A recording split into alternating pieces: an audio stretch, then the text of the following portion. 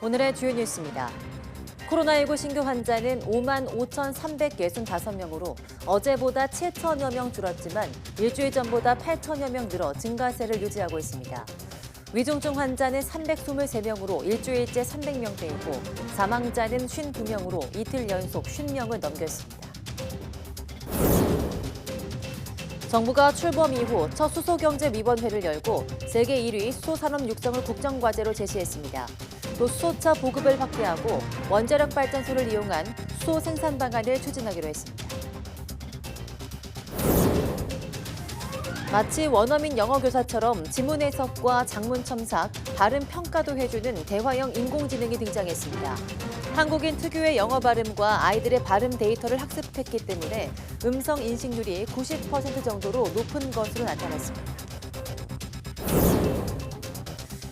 우리나라와 중국, 일본이 기증받은 장기를 국가끼리 공유하는 협력 체계를 구축해야 한다는 목소리가 나왔습니다. 제도와 예산 뒷받침 없이는 쉽지 않기 때문에 세 나라 모두 국민적 공감대 형성이 우선돼야 할 것으로 보입니다.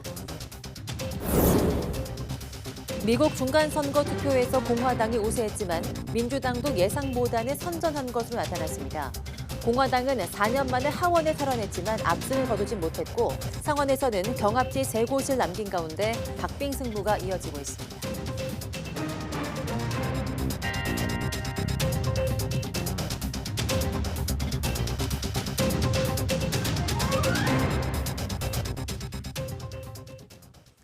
네, 여러분 안녕하십니까? 11월 10일 사이언스 투데이 시작합니다.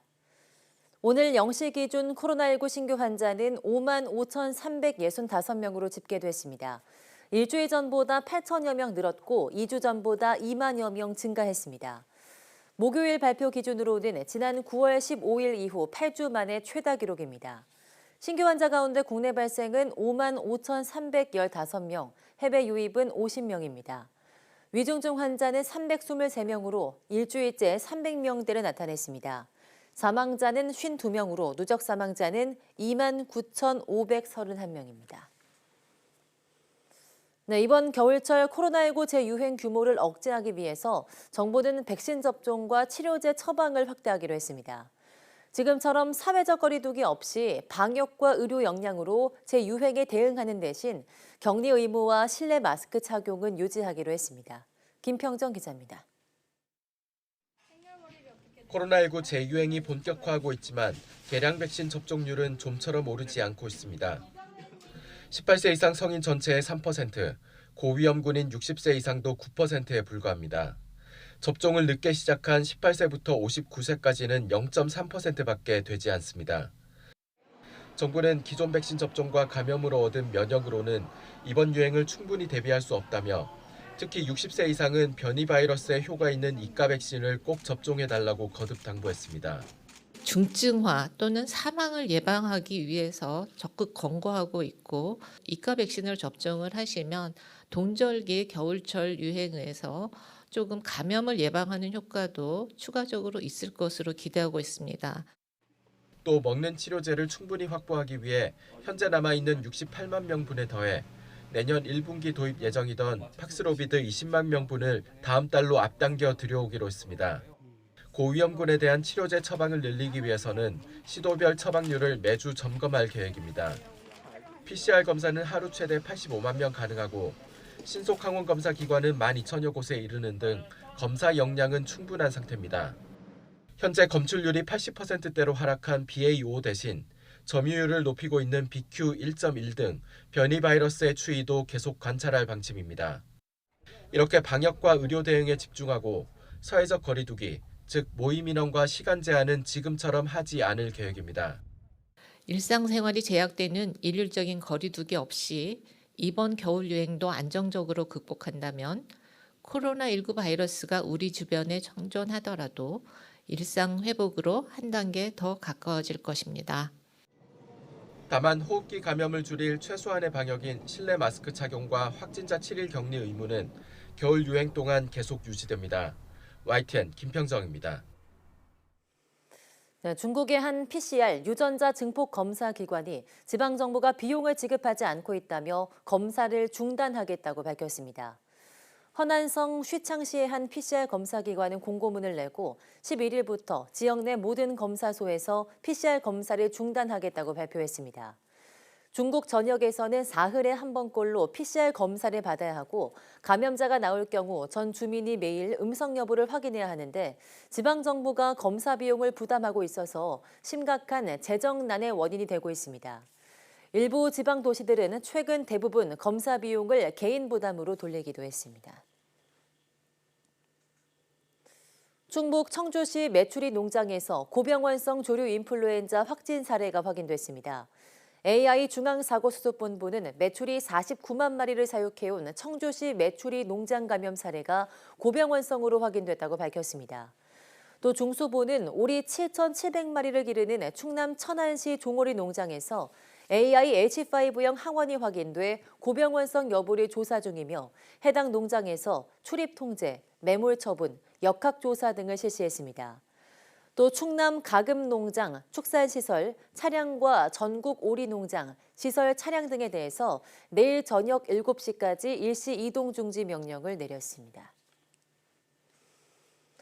강원도 철원군 돼지농장에서 아프리카 돼지열병이 발생해 경기 북부와 강원 북부 지역 돼지농장과 도축장, 사료농장 등에 대해서 일시 이동 중지 명령이 내려졌습니다.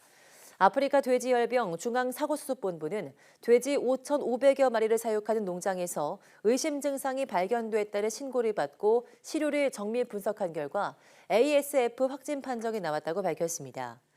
이에 따라 오늘 밤 11시 반까지 강화와 웅진을 포함한 김포, 파주 등 경기 북부, 화천과 양구 등 강원 북부 지역의 돼지 농장과 도축장, 사료농장, 출입 차량, 축산시설 등에 대해서 일시 이동 중지 명령을 발령했습니다. 우리나라와 중국, 일본 등 동아시아 3개국이 장기 기증을 위한 협력 체계를 구축하자는 제안이 학계에서 나오고 있습니다. 뇌사자 등으로부터 기증받은 장기를 이웃 국가들끼리 공유해서 소중한 생명을 살리자는 취지인데요. 논의에 나선 학자들이 처음으로 한자리에 모였습니다. 차상은 기자입니다. 지난해 우리나라에서 이루어진 뇌사자 장기 기증은 442건, 인구 100만 명 가운데 8.5명 정도로 미국이나 서유럽 국가들보다 크게 낮습니다. 이식 수술이 필요한 환자는 많지만 기증자는 턱없이 부족한데 이웃나라인 중국과 일본도 비슷한 어려움을 겪고 있습니다. 한중일의 장기 기증과 이식 수술 전문가들이 협력 체계를 구축하는 방안을 처음으로 논의하고 나섰습니다. 국가 경계를 넘어 수술을 기다리는 환자에게 장기를 신속히 지원할 수 있다는 건데 미국과 유럽의 8개 나라에서는 협력 체계가 실제로 가동되고 있습니다. 장기 기증이라는 네트워크를 통해서 정말 우리 동아시아가 다시 한번 화합과 또 서로 생명을 공유하는 그런 네트워크가 활성화되어지면 좋겠다는 그런 뜻을 가지고 있습니다.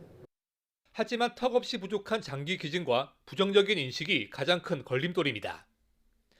사망 후 장기 기증 의사가 있는지를 묻자 우리나라 응답자의 34%만 있다고 답했습니다. 중국과 일본은 20%대에 불과했습니다. 장기 기증 연합체 설립이 필요하다는 응답자는 우리나라와 중국에서는 가장 많았지만 일본은 모르겠다는 답변이 절반이 넘어 상대적으로 관심이 적었습니다. 最終的には非常に医学的に重要なことなので、ぜひ将来的には実現させたいというふうに思います。 제도와 예산의 뒷받침 없이는 국가 간 장기 기증 협력이 쉽지 않기 때문에 세 나라 모두 국민적 공감대 형성이 우선돼야 할 것으로 보입니다. YTN 차상입니다.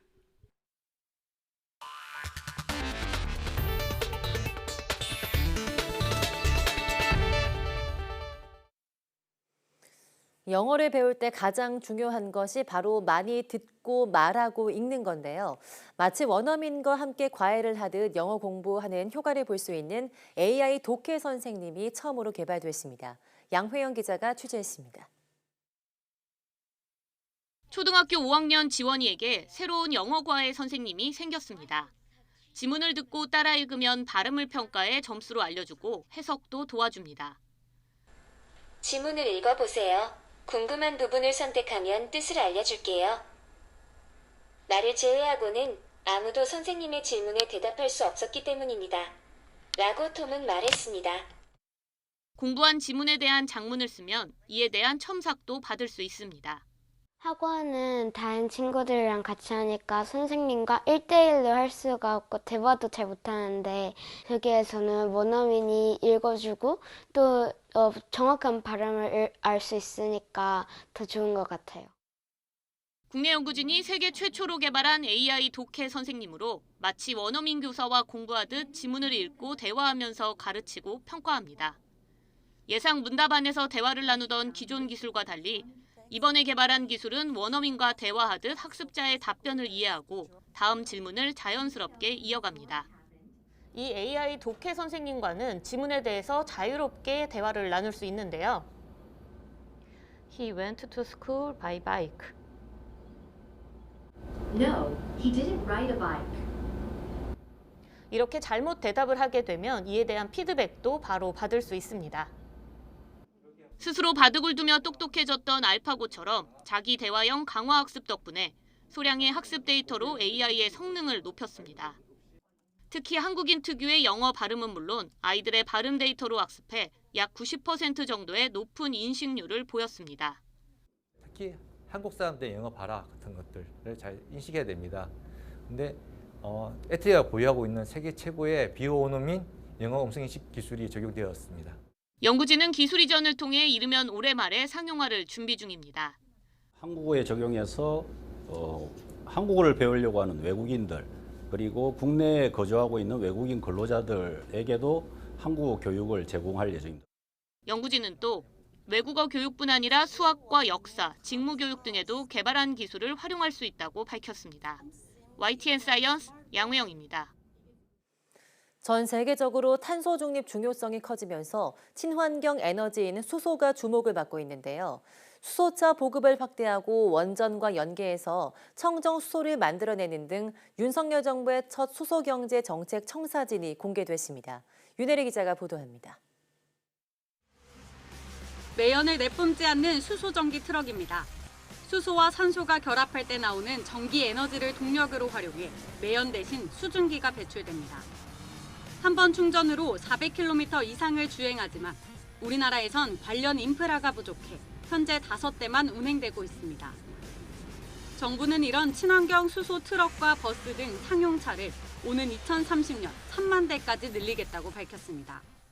이런 내용이 담긴 수소경제 청사진이 윤석열 정부 첫 수소경제위원회에서 발표됐습니다. 새 정부는 수소경제 시대에 선도국가로 도약하기 위해 세계 1위 수소산업 육성이라는 목표를 정하고 수소경제 발전 정책을 본격적으로 추진할 계획입니다. 우선 정부는 수소차 보급 확대를 위해 내년 수소버스 보조금을 2억 6천만 원까지 늘리고 경찰버스의 수소버스 전환, 고속도로 통행료 감면 연장 등을 추진하겠다는 계획입니다. 부족한 인프라를 확충하기 위해 연간 4만 톤의 액화수소를 생산하는 공장을 세우고 기체 충전소보다 한꺼번에 많은 수소를 충전할 수 있는 액화 충전소를 오는 2030년 70개까지 늘릴 예정입니다. 수소를 생산할 때 온실가스를 아예 배출하지 않는 청정수소 생태계 전환도 추진합니다.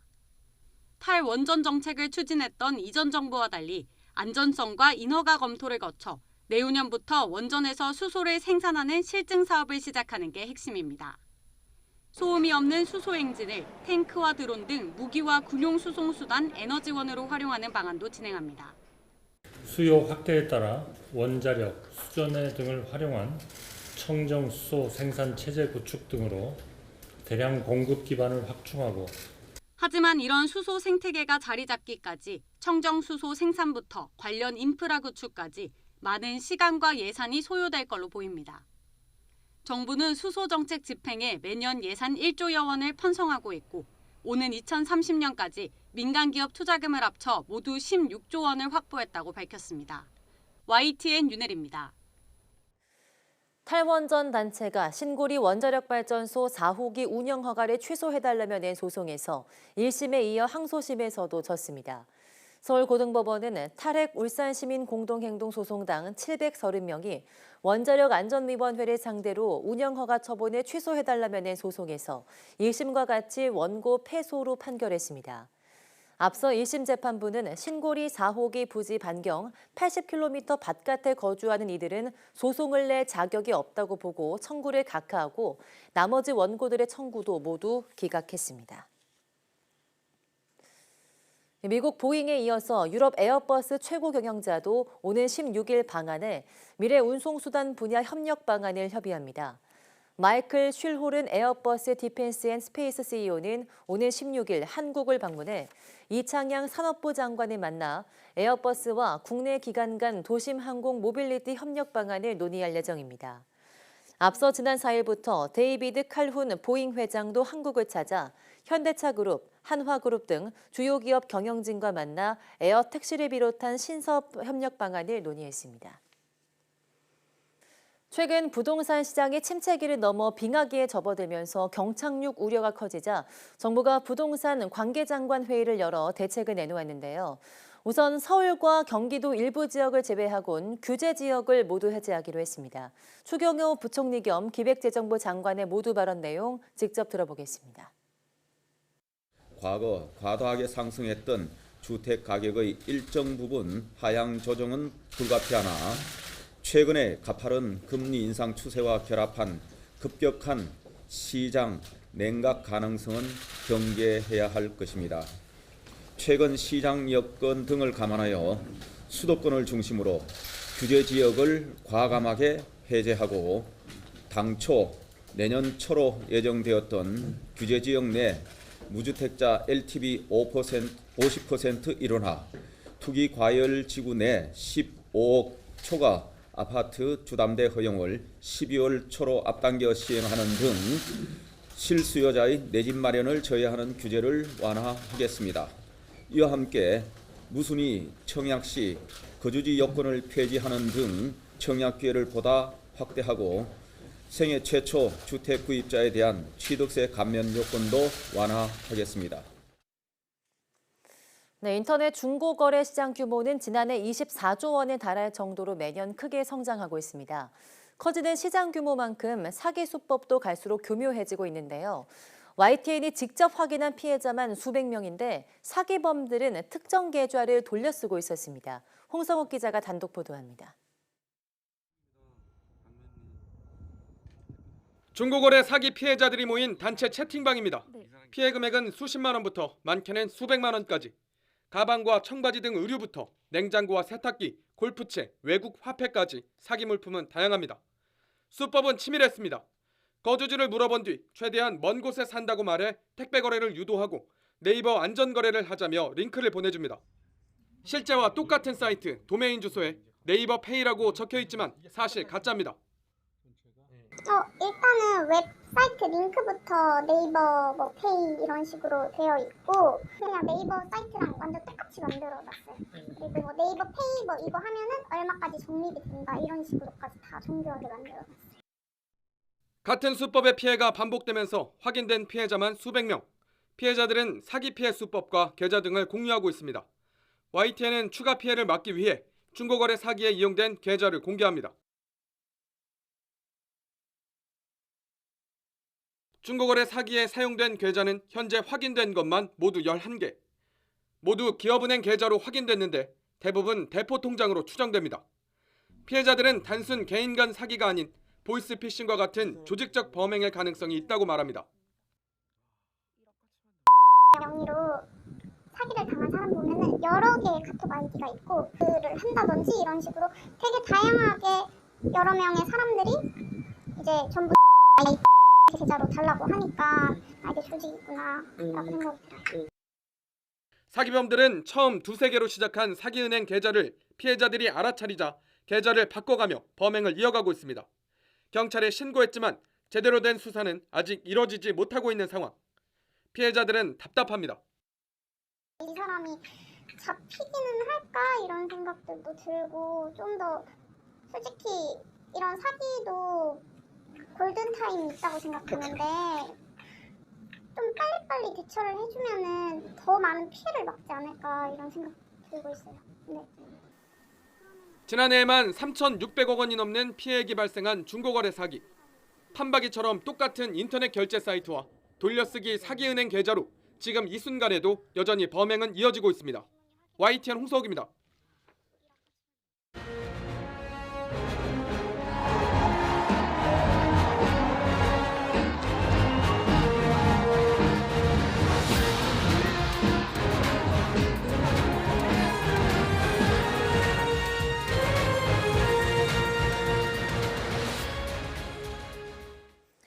네, 미국 중간선거에서 야당 공화당이 4년 만에 하원을 탈환했지만 기대했던 레드웨이브 압승을 거두지 못하면서 표정이 밝지 못합니다. 민주당이 선전했다는 평가를 받는 가운데 바이든 대통령은 민주주의를 지켜냈다고 자평했고 트럼프 전 대통령은 책임론에 직면할 위기에 처했습니다. 워싱턴 권준기 특파원이 보도합니다. 공화당은 하원 의석 과반인 218석 확보가 유력해지자 일찌감치 승리를 선언했습니다. But when you wake up tomorrow, we will be in the majority and Nancy Pelosi will be in the minority. 상원 선거는 경합지 3곳에서 박빙 승부를 이어가며 최종 승자를 결론내지 못했습니다. 특히 조지아주는 과반 득표자가 나오지 않아 결선 투표를 치르게 됐습니다. 경우에 따라 상원 주도권의 향방은 한 달 뒤에나 판가름 날 수 있습니다. We know that when they're finished counting the votes from today's election, that we're going to have received more votes than my opponent. We know that. 공화당에 하원을 내줬지만 바이든 대통령은 레드웨이브, 공화당 압승을 막고 의석수 격차를 최소화했다고 자평했습니다. 만약 민주당이 상원 주도권을 유지할 경우 절반의 승리로 기록돼 바이든 어깨에 더 힘이 들어갈 전망입니다. Our democracy has been tested in recent years, but with their votes, the American people have spoken and proven once again that democracy is who we are. 트럼프 전 대통령은 선거에서 큰 승리를 거뒀다고 애써 포장했지만 자신에 대한 책임론을 사전에 차단하기 위한 포석이라는 분석입니다. 선거 직전 대선 출마를 예고하며 민주당 표결집에만 보탬이 됐다는 비판이 나오고 있는 겁니다. 대신 플로리다에서 압승을 거두며 주지사 재선에 성공한 론 드샌티스가 트럼프 대안으로 더욱 주목받기 시작했습니다. And I have only begun to fight. God bless you all. Thank you very much. Thank you for a historic landslide victory. 중간 선거에서 선전한 바이든 대통령은 기자회견에서 다음 대선 출마 가능성을 언급했습니다. 다만 최종 판단은 내년 초에나 내릴 거라고 말했습니다. 워싱턴에서 YTN 권준기입니다. 미국의 중간선거 결과로 대북 정책이나 인플레이션 감축법, 우크라이나 전쟁 등 주요 국정 방향에 변화가 생길지 주목됩니다. 공화당이 하원 탈환에 성공했지만 대체로 큰 정책 변화는 없을 거란 전망이 많습니다. 김선희 기자입니다. 공화당은 조 바이든 대통령의 대표 공약인 인플레이션 감축법을 송복했다고 계속 밝혀왔습니다. 하지만 공화당도 자국 우선주의는 마찬가지여서 손대지 않을 가능성이 높다는 관측이 많습니다. 더구나 공화당이 생각하는 개정 방향은 미국 기업들을 대변하는 것이기 때문에 한국이 생각하는 쪽과 다르게 흘러갈 수 있습니다. 개정안이 상원을 통과해도 바이든은 거부권 행사로 공화당의 여러 시도에 맞설 수 있습니다. And look, here's the bottom line. Republicans gain control of Congress and pass a nationwide ban on abortion. I will veto it. 대북 정책과 관련해서는 공화당이 하원을 탈환했기 때문에 기류가 바뀔 수 있습니다. 공화당은 전통적으로 북한 핵과 인권 문제에 강경론을 펼쳐와서 비판 수위를 높일 수 있습니다. 다만 바이든 행정부가 추구했던 대북 정책의 핵심에는 큰 변화가 없을 것으로 보입니다. 우크라이나 전쟁의 경우 공화당은 추가 지원 예산을 무조건 승인하지 않겠다는 입장입니다. 지원을 끊진 않겠지만 축소될 가능성은 배제할 수 없습니다. 하지만 큰 틀에서 우크라이나를 도와야 한다는 방향은 같아 주목할 만한 변화는 없을 전망입니다. И борьба за американскую гегемонию требует продолжения поддержки Украины, требует продолжения гибридной войны с Россией. Поэтому фундаментально я не ожидаю. 중국과는 더욱 치열한 경쟁이 예상됩니다. 민주당과 공화당 모두 중국을 견제하는 입장인데다 미국 중심의 공급망 재편에 집중하며 중국에 대한 강경책은 계속될 것이란 분석입니다. YTN 김선희입니다.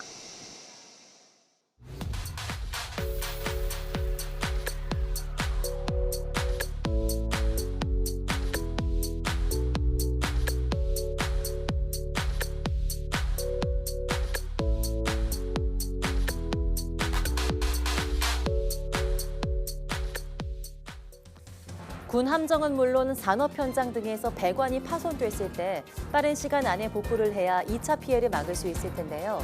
국내 연구진이 AI를 기술을 적용해서 스스로 배관의 상태를 진단하고 누수를 막아주는 K 스마트 밸브를 개발했습니다. 오늘 오후 사이언스투데이 과학의 달인에서는 똑똑한 밸브, K 스마트 밸브를 개발한 한국기계연구원 정병창 박사와 함께 이야기 나눠보겠습니다. 많은 시청 바랍니다. 함께해 주신 여러분 고맙습니다.